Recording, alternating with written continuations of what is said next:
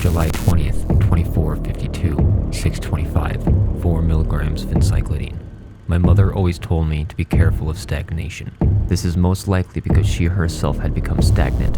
I found people tend to give out advice that they themselves should follow, but that's just an observation. What I do know is that people love to feel smart and that people need to feel validated, a senseless trait of the human race that still remains from our animalistic ancestors.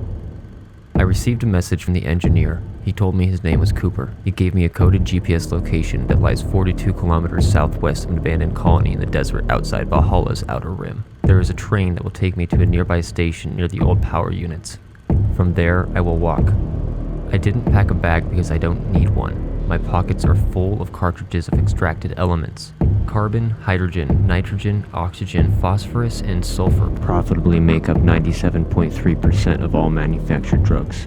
With a simple replicator, these elements can be reassembled into whatever configuration I need. The underground smells of sulfuric acid and vomit. There is always at least one unlucky cadaver lying somewhere in the tunnels. The people are all desperate and confused, but who isn't anymore?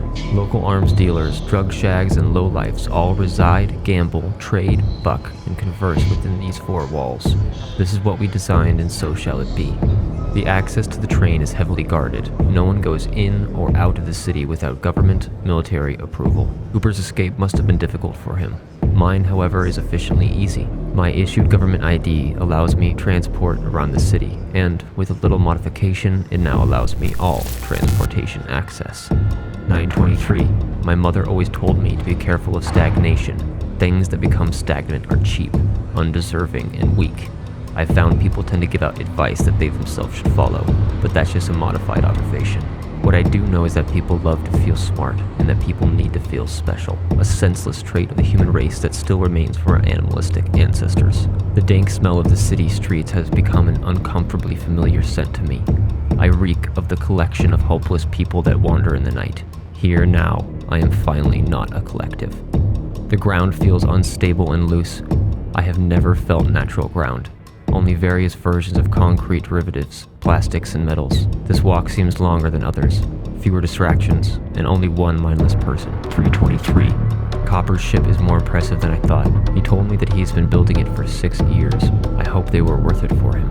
Cooper is an ex-military weapons engineer, the top of his class in 2420. He designed and built several models of the handheld P3Ns, properly nicknamed the Inducer, the Agonizer, and the Whistleblower. He is also personally responsible for the deaths of 43 rioters in the East Enclave during the 2432 uprising. He is quiet, which is fine to me. I didn't ask him why he is leaving, and he didn't ask me either. 542. We have begun our travel to Requiem 12, previously called Proxima Centauri B.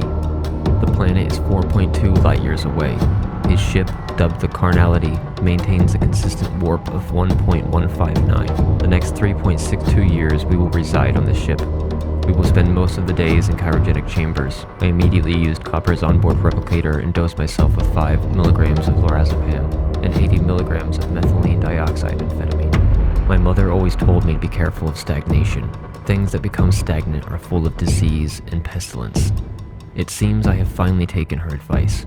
The Earth looks small and insignificant, as it should be.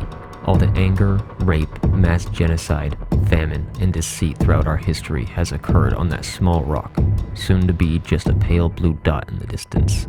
I say good riddance.